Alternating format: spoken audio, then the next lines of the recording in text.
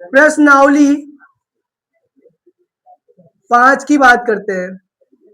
देखो प्रश्नावली जो 5 है उसका नाम है समांतर श्रेणियां। समांतर श्रेणियां, ठीक है। इसे इंग्लिश में अपन कह देते हैं एपी। क्या कह देते हैं? एपी। और एपी ही कहेंगे अपन, समांतर श्रेणियां नहीं कहेंगे, क्योंकि इतना लंबा नाम लेने से तो अच्छा है शॉर्ट नाम लेंगे अपन, ठीक है ना। तो देखो जो समांतर श्रेणियां होती है उसमें अपन के पास जैसे मान लो एक श्रेणी अपन को ये दे दी, क्या दे दी? एक तो दे दी उसने 1 2 3 4 डैश डैश डैश डैश इस प्रकार से, ठीक है। जैसे एक और की बात करूं मैं, एक उसने दे दी 100, फिर दे दी 70, फिर दे दी 40, फिर दे दी इस प्रकार उसने 10, इस प्रकार डे डे डे डे करके एक श्रेणी ये दे दी। अब दो श्रेणियां मतलब 2 एपी उसने दी है। अब 2 एपी दिए ना, तो इसमें ध्यान रखना जो इसका जो पहला वाला पद है, ध्यान से ध्यान देना, क्योंकि ये इंपॉर्टेंट चीज है। अगर ये यहाँ समझ में नहीं आएगी तो पूरी प्रश्नावली समझ में नहीं आएगी, पहले बता देता हूँ। ए जो यहाँ पर जो पहला मान है, ये वाला आगे आगे वाला, इसे तो कहते हैं अपन ए। इसको हिंदी में भी लिख देता हूँ प्रथम पद। क्या कहते हैं? प्रथम पद, ठीक है। प्रथम पद को कह देते हैं अपन ए। क्या कहते हैं? ए। या तो कह दे ए या कह दे A1, ए भी कह सकते हैं और A1 भी कह सकते हैं, दोनों बात एक ही है, ठीक है। ए कह दे या A1 कह दे, बात है कि वैसे वन लगाते नहीं, ए ही कह देते हैं, ठीक है ना। ये तो है ए। ये कितना है अपने पास? एक। कितना है? एक। प्रथम पद कितना है? एक। अब मैं बात करूं द्वितीय पद। द्वितीय पद मतलब दूसरा पद है ना, तो दूसरा पद है A2। क्या कहूंगा मैं इसको? A2। ये कितना है? 2। वैसे ही इसका तृतीय पद यानी कि तीसरा पद, तृतीय पद कितना है? इसको कहूंगा मैं A3। और ये कितना है मेरे पास? 3। समझ में आई बात? तो ये A1 या A, या तो कह दूंगा A प्रथम पद, A, A2, A3, A4, अगला जो होगा वो A5, इसके बाद A6, A7, जितने पद उसने दिए हुए होंगे उतने पद उसमें होंगे। ये पहला पद प्रथम, ये दूसरा, तीसरा, चौथा पद, पांचवा पद, छठा पद, सातवां पद, ऐसे करते हुए अनंत तक, मतलब जितने भी अपन को दिए हुए होंगे वो पद रहेंगे। अब तो ये होगी इसकी बात, ये तो समझ में आ गया। अब बात करता हूं मैं सार्व अंतर की। सार्व अंतर, इसको मैं लिखता हूं डी। इसको हम क्या लिखते हैं? डी। डिस्टेंस मतलब सार्व अंतर, दोनों के बीच का अंतर, ठीक है। अब देखो सार्व अंतर जो सूत्र होता है इसका, ये होता है A2 माइनस A1। कितना होता है? A2 minus A1। इसका मतलब जो पीछे वाला पद होता है उसके उस पद में से उसके अगले वाला पद को घटाना पड़ता है, उसके आगे वाला। तो जैसे ये A2 है, ये A2 है, इसमें से A1 को घटाएंगे तो अपने पास क्या है? अंतर आएगा, सार्व अंतर। जैसे मैं घटा के देखता हूँ, A2 कितना है? 2। कितना है? 2। A1 कितना है? 1। ये 1 तो घटाऊंगा तो मेरे पास सार्व अंतर आया है कितना? 1। वैसे ही ये तो हो गया D1, इसको मैं कह देता हूँ D1, ठीक है। वैसे ही यदि मैं D2 निकालू, सार्व अंतर दूसरा D2 मतलब, अब ये तो D1 का मतलब होता है आगे का ये A2 में से A1 घटाए तब तो निकलता है D1, ठीक है। D1 किससे निकलेगा? दूसरे पद में से पहला पद घटाएंगे तब तो निकलेगा D1। फिर तीसरे पद में से दूसरा वाला पद घटाएंगे तब क्या निकलेगा? D2, ठीक है ना। हाँ, जो पीछे वाला पद है उसके आगे वाला, जस्ट आगे वाला पद घटाना पड़ता है। तो ये अब देखो ये कौन सा है? A3। कौन सा है? A3, तीसरा पद, उसमें से घटाएंगे A2, तो A3 माइनस A2, तो D2 बराबर A3 तो है मेरे पास 3 और A2 है मेरे पास 2। ये रहा देखो, ये तो है 3 और ये रहा 2। इसमें से घटाऊंगा तो कितना आया? 1। और एक बात और ध्यान रखना, हमेशा सार्व अंतर समान आएगा यदि वो एपी है तो। समझ में आए बात? डी का मान यानी सार्व अंतर क्या होगा? समान। अगर कोई एपी आपको दी गई है, यदि उसमें डी का मान आप निकाल रहे हो और डी का मान अलग अलग आ रहा है तो वो एपी नहीं होगी। आई बात समझ में? जैसे मान लो उसने एक एग्जांपल आपको दे दिया, उसने दे दिया 1 5, फिर 7, फिर 9, फिर 12, ऐसा दे दिया। अब आपको ये चेक करनी है कि ये एपी है या नहीं है। तो आप कैसे चेक करेंगे? आप चेक करेंगे, पहले तो निकालेंगे ये D1, क्या निकालेंगे? D1, फिर निकालेंगे आप D2, फिर निकालेंगे आप D3। इस ऐसे करके आप बार बार चेक करेंगे। D1 कैसे निकालते हैं? A2 में से क्या घटाते हैं? A1। तो A2 माइनस A1, तो A2 तो है 5 और A1 है 1, तो ये घटाया कितना आया? 4। तो D1 का मान आया 4। ये अब D2 कैसे निकालूंगा मैं? देखो D2 निकालूंगा मैं A3, ये तीसरा वाला पद, उसमें से घटाऊंगा मैं दूसरा वाला पद A2। तो A3 कितना है? 7, और ये कितना है? A2 5। तो इसको घटाने पर कितना प्राप्त हो रहा है? 2 प्राप्त हो रहा है। तो क्या समान आया क्या? यहाँ तो आया है 4, यहाँ आया है 2, क्या दोनों एक जैसे है क्या? वो तो 2 है, वो 4 है। तो यही साबित हो गया कि ये एपी नहीं है। बड़ी से आगे भी सोल्व मत करो, D3 को भी मत निकालो। सही बात सुन। तो आपको चेक करनी पड़ेगी, यदि है तो फिर आगे सोल्व करेंगे, वरना जैसे प्रश्नावली 5.1 में अपने ऐसे ही सवाल है, वो एपी दे देगा और कहेगा कि यह इसको चेक कीजिए कि ये एपी है या नहीं है बस समझ में। तो ऐसे अपन को D1, D2, D3 वगैरह निकाल के चेक करना पड़ेगा, ठीक है ना। तो सार अंतर क्या आएगा? अपने पास समान आएगा, वहां भी एक तो वहां भी एक, अगले भी फिर एक, D3 भी एक ही आएगा, D4 भी एक आएगा, D5 भी एक ही आएगा। जितना D निकालेंगे उतना सेम आएगा। चलो आगे बात करते हैं। तो देखो, अब इसकी बात करूं, जैसे ये तो होगी इसकी बात, अब इसकी बात करूं, इसमें देखो प्रथम पद, इसकी बात करूं A1 की, ठीक है, A1 की बात करूं, इसमें कितना है? 100, कितना है? 100। A2 कितना है? 70, और A3 कितना है? 40, 40, ठीक है। और A4 कितना है? ये है मेरे पास 10, 10, ठीक। अब ये यदि मैं D1 निकालूं, तो D1 कैसे निकालूंगा? A2 में से A1 माइनस करूंगा, तो A2 माइनस A1। समझ में आई बात? A2 minus A1। फिर D2 निकालूंगा, फिर क्या करूंगा? A3 minus A2। फिर निकालूंगा मैं D3, तो D3 निकालूंगा तो अब क्या करूंगा? D4 में से A4 में से A3 घटाऊंगा, तो A4 में से A3 घटाऊंगा। समझ में आ गया बात? हमेशा D कैसे निकलता है? उसके जो पीछे वाला है उसके जस्ट आगे वाला घटा देते हैं, तो क्या निकल के आता है? सार्वम अंतर। ठीक है, तो D1 कैसे निकालेंगे? A2 माइनस A1 करके। D2 कैसे निकालेंगे? A3 माइनस A2 करके। और D3 A4 माइनस A3 करके। ऐसे निकालना पड़ेगा। अब ये जैसे ये रटने की चीज नहीं है, ये समझने की चीज है, पहले बता देता हूँ, ठीक है। ये भी एक सूत्र है, ये भी सूत्र है, ये भी सूत्र है। समझ में आया बात? ये सब सूत्र है, ठीक है। हाँ, ये डी मतलब ये सार्वंतर का सूत्र है ये।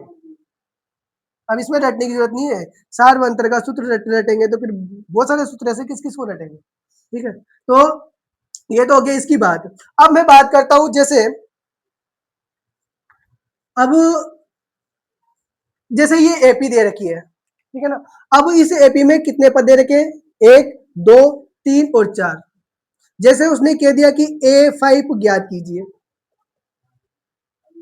तो आप कैसे निकालेंगे? देखो यहां पर ए कितना है? पहले तो आप क्या करेंगे? ए लिखेंगे। जैसे ए कितना है आपके पास? 100। डी कैसे है? डी निकालना है, और डी कैसे निकालते हैं? A2 में से A1 घटाओ, A2 माइनस A1। तो देखो 70 में से 100 घटा दो, कितना आया? माइनस के 30।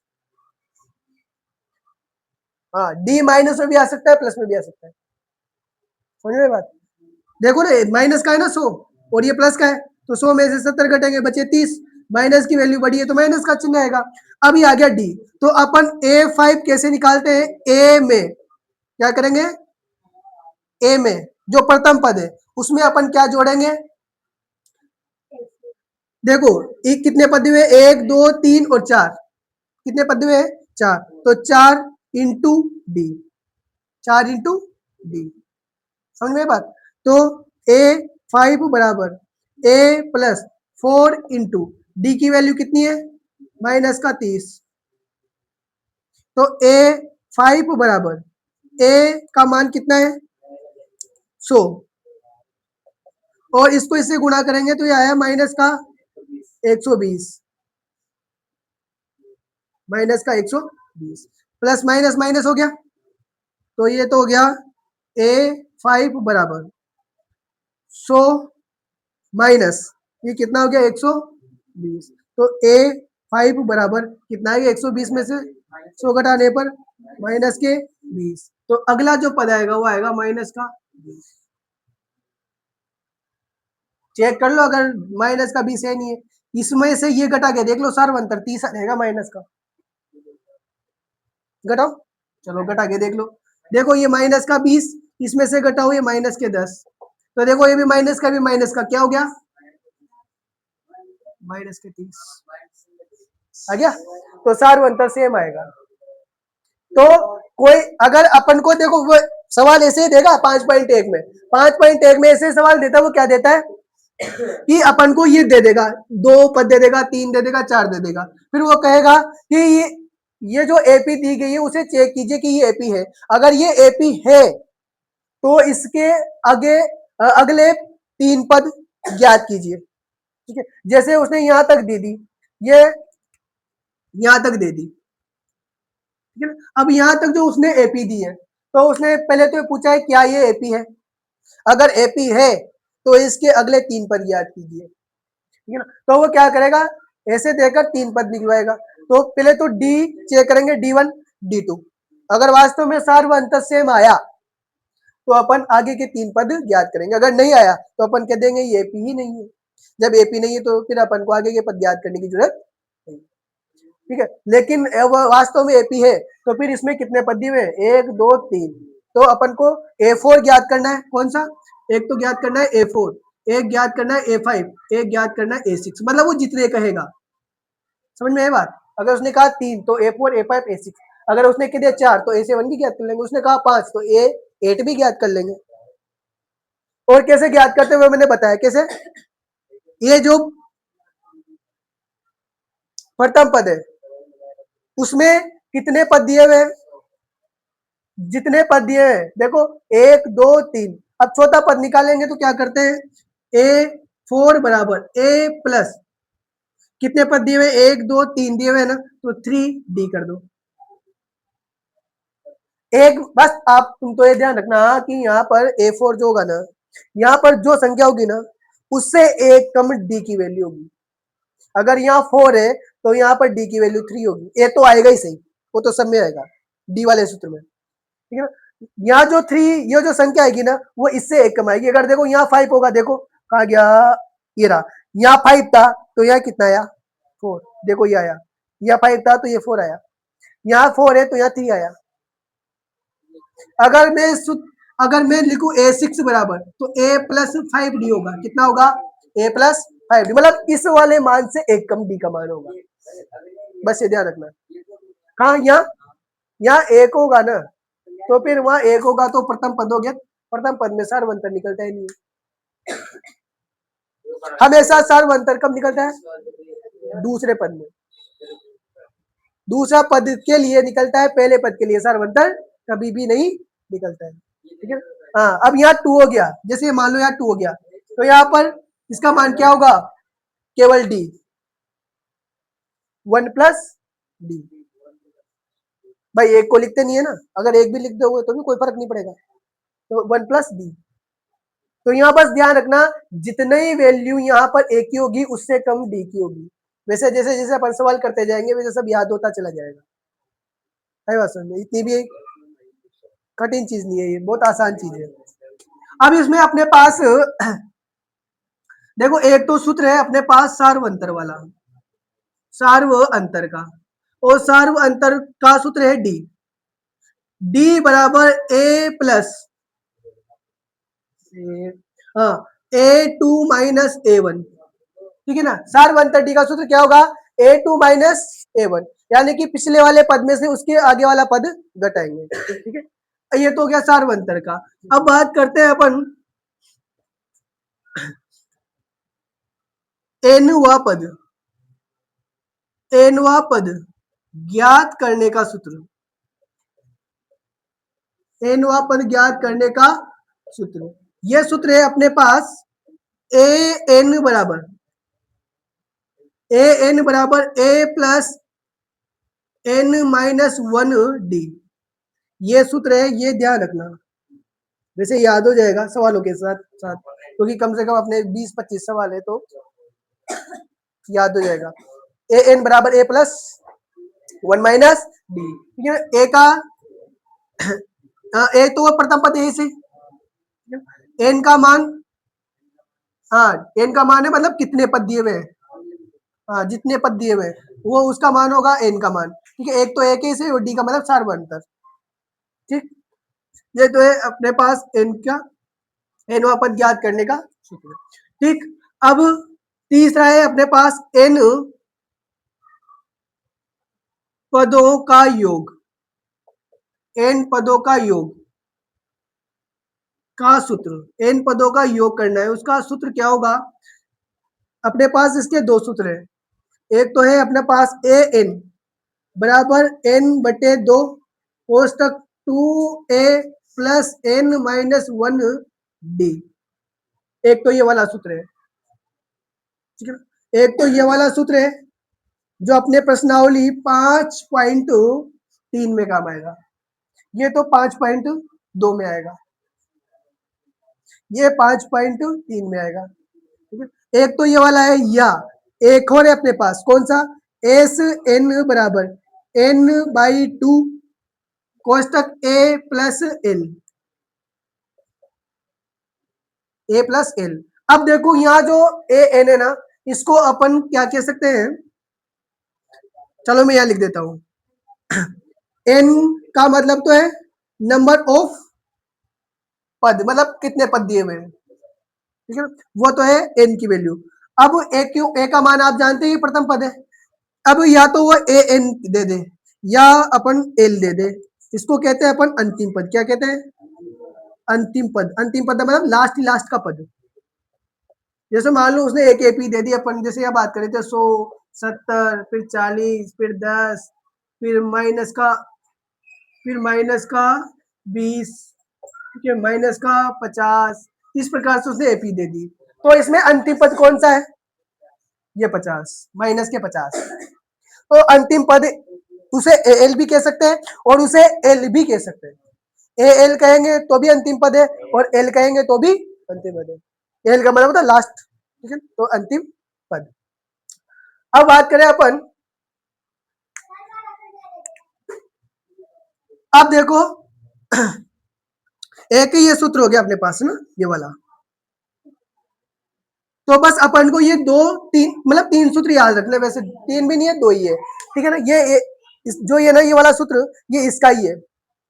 ये कब यूज करना है? जब अपन को क्या देवा है, देखो एक तो ये है ए का मतलब प्रथम पद और एल का मतलब है अंतिम पद। जब अपन को प्रथम पद और अंतिम पद दिया हुआ हो तभी ये पद, ये वाला ज्ञात करना है, क्योंकि वहां पर अपनी कैलकुलेशन कम हो जाएगी सूत्र लगाने से। और अगर अपन को प्रथम पद तो दिया हुआ होगा इसे, अगर अपन को अंतिम पद नहीं दिया हुआ है तो फिर ये वाला सूत्र काम में लेंगे। फिर ये वाला सूत्र लगा के फिर तो निकालेंगे इसे। कि अगर दिया हुआ है तो फिर कैलकुलेशन कम के चक्कर में ये वाला लगाएंगे। वैसे ये वाला भी लग जाता है, ये सभी में लगता है, ये वाला सभी में लगता है, लेकिन कुछ कुछ सवाल होंगे जिनमें ये भी काम आएगा।